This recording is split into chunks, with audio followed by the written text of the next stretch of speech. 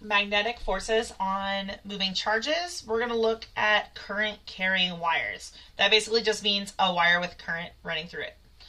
So, we know that our magnetic force is created on any moving charge by a magnetic field.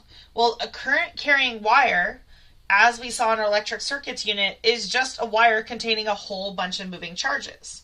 So if you picture your wire as being composed of positive charges, remember our conventional current we assume to be positive, so picture those positive holes moving, then our magnetic force, QV cross B, if you were to put your fingers in the direction of V, which would be to the right, our magnetic field B here in this example is into the page, then our force is pointing towards the top of the page. So you can always treat your current carrying wires as a series of individual charged particles. And that current is going to be based on the length of the wire and the time and how many of those charged particles are moving through at any one point in time. So in this case, to kind of get to where we need, it's a lot easier if you can do calculus, but if not, we can kind of approximate it. So we know that our force is equal to QVB sine theta. Well, our speed is distance over time. So if you take a particular length of wire and you time how long it takes for a charged particle to go from one end of the wire to the other end of the wire, that would be speed. We're assuming that our charged particles are moving at a constant speed through the wire. That'd be that drift velocity when we got that current. So they're going to move towards the right. So what we can do is if we assume that it's constant, then speed is distance over time, which is just L over T. So we replace the V with L over T, and that gives us Q L over T times B sine theta.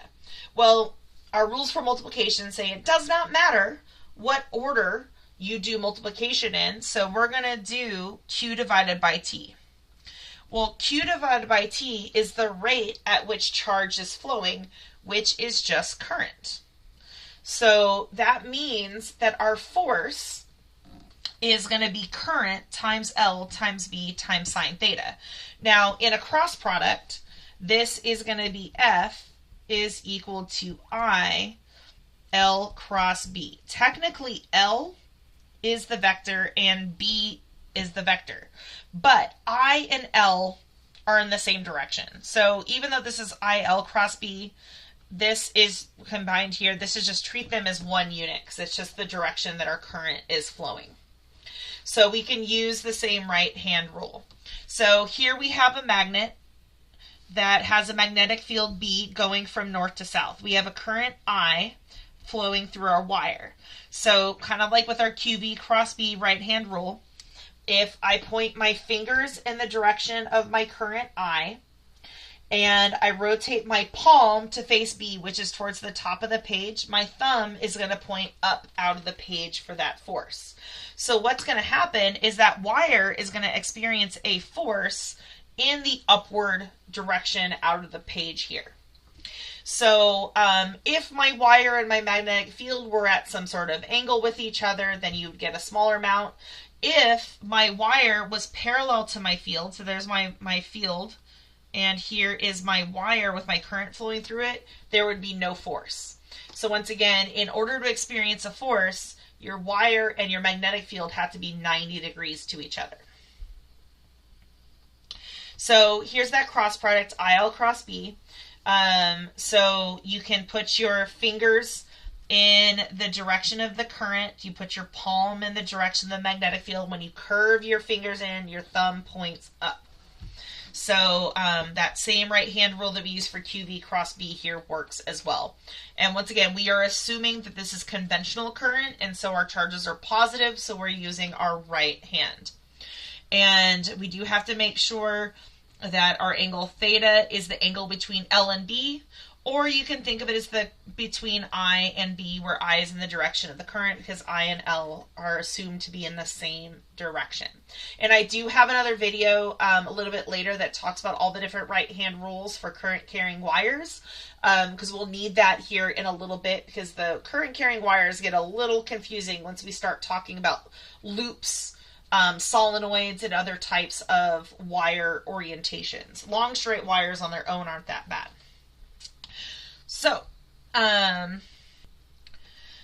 we will talk a lot more about these forces on current carrying wires once we've learned about how the fact that wires themselves will generate magnetic fields, because we've already talked about the fact that our source of our magnetic fields comes from our moving electrons, and our wires consist of moving charges. So our wires are also making magnetic fields at the same time they're experiencing forces. So that'll get a little confusing. For right now, I just want to focus on being able to identify the direction. So being able to use your right hand rules, and also at any one instant in time, being able to find that force. All right, so with this example, we have a straight wire with a current of 4.0 amps placed into a uniform magnetic field of 0.60 Teslas. If 0.54 meters of the wire is within the field and the current is perpendicular to the field, what is the magnitude of the force acting on the wire? So this looks really similar to our problems involving the charged particles. So if I have a wire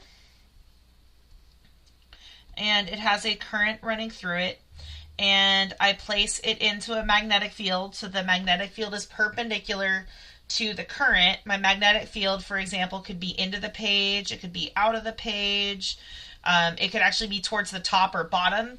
As long as it's not as long as it's not parallel, we are going to have a magnetic force.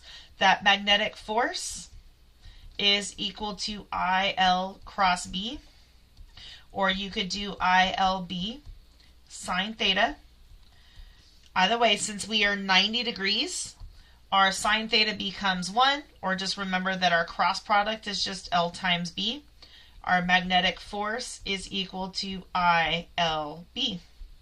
So if our current is 4.0 amps, the length is the part that's within the field. So you have to be careful. If we have a longer wire, so let's say this wire extends out here, but our field is only contained in this box right here, we'd have to make sure that what they give us for L has to be the length that is in the field. I'm not sure if they would trick you or mess you up like that in any of the textbook problems, but you just have to be careful and know what L is. L is the portion of the wire that is within the field.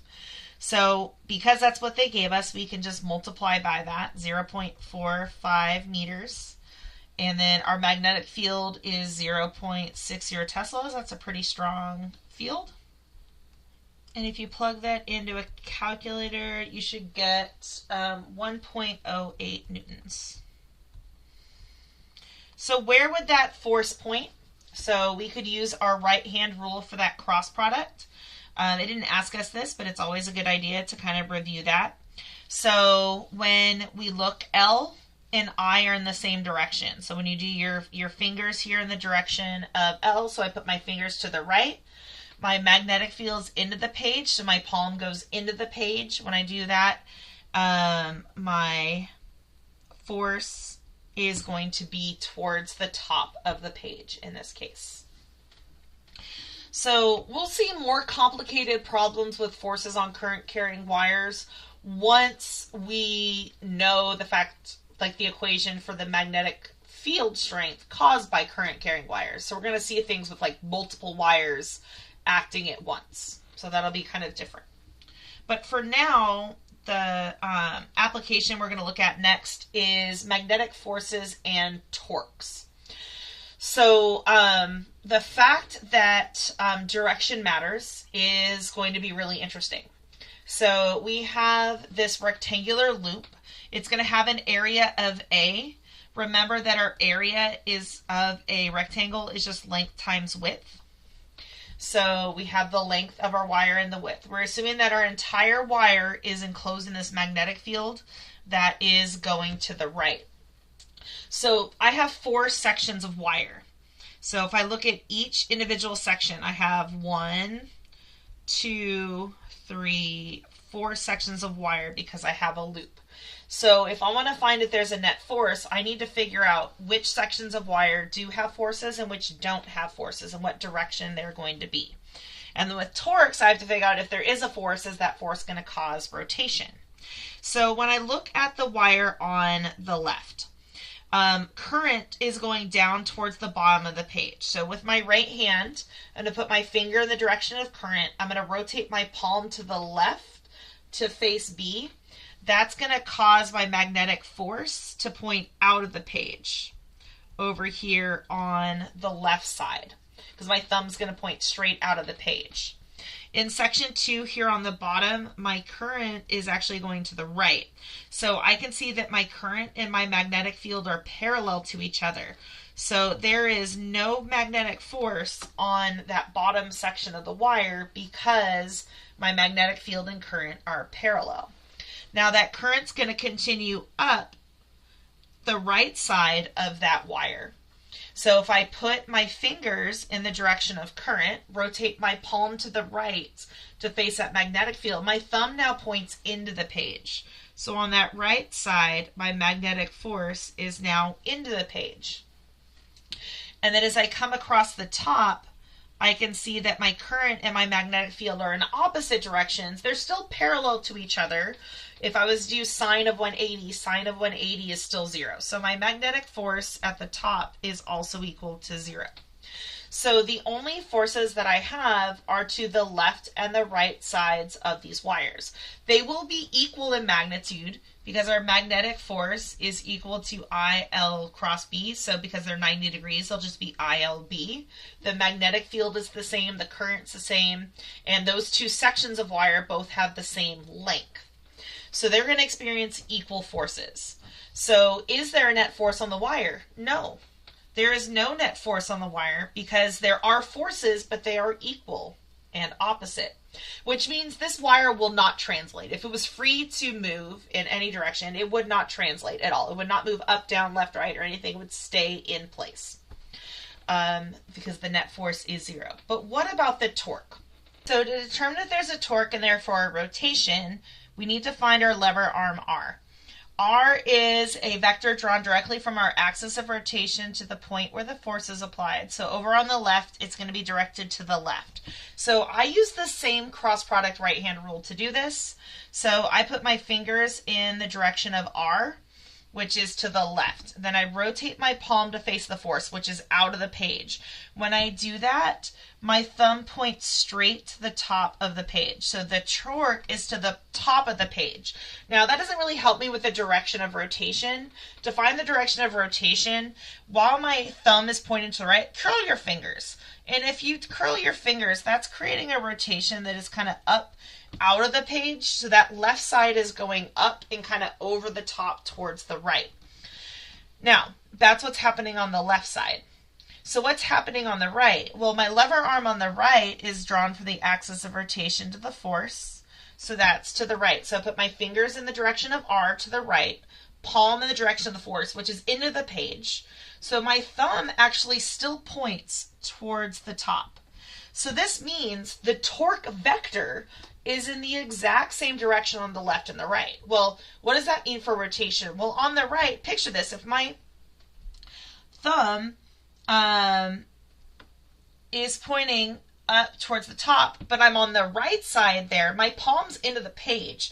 So that actually causes this wire to force down and curve down. So if you were to kind of combine that motion is on both sides is a rotation up out of the page on the left, down into the page on the right. So because the 2 torque vectors are in the same direction, they are both creating a rotation in the same direction. So therefore, there is going to be a rotation. So the fact that we have no net force means this is not going to translate, but it is going to rotate. And this is how electric motors work. So if you have a current loop and you have that inside of a magnetic field, so like the simplest ones would be create like a bar magnet. So you've got like a north side of a bar magnet over here on this side.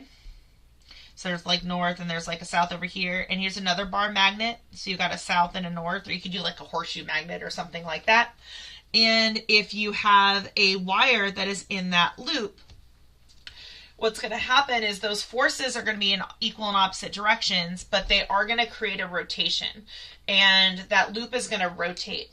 Now, if you don't have anything else going on, basically this thing would just flip-flop 180 degrees. So you actually need a device called a commutator, which actually flips the direction of the current halfway through. Because otherwise it would stop and go back, and it would actually oscillate in simple harmonic motion. So the commutator flips the current halfway through, so that actually allows the motor to keep rotating. And that is your electric motor. I have some videos linked that show you more in detail about how electric motors work. But that is one really good application of the force and therefore the torque on current loops. And you could calculate that torque on that current loop. Now, we can actually find the magnitude of that torque. Our torque is equal to R times F. And in this case, our force is going to be due to a long straight wire. And there's a force on each side. So our net torque is going to do the torque on the left side plus the torque on the right side. And those are going to be equal, and they were going to be in the same direction like we talked about. So our R times F for either the left or the right, so I could just say that this is 2 times torque on the left side, or just 2 times torque, is going to be R times F. Well, R is going to be half of the width here. So R is going to be half the width. Our force is ILB because everything was perpendicular. So when we plug that in, our net torque is going to be 2 times W over 2 ILB. So the 2's cancel, so we get WILB.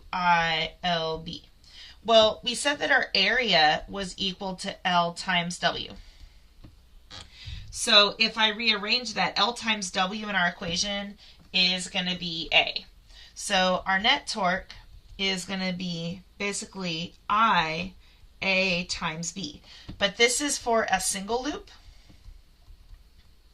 If I had multiple loops, I use N to represent multiple loops. So my net torque is going to be NIAB, where N is the number of loops, I is your current, A is your area of your loop, area, B is your magnetic field, and from there we got our number of loops. Okay, I is current and B is our magnetic field. So that gives you the torque due to a current loop.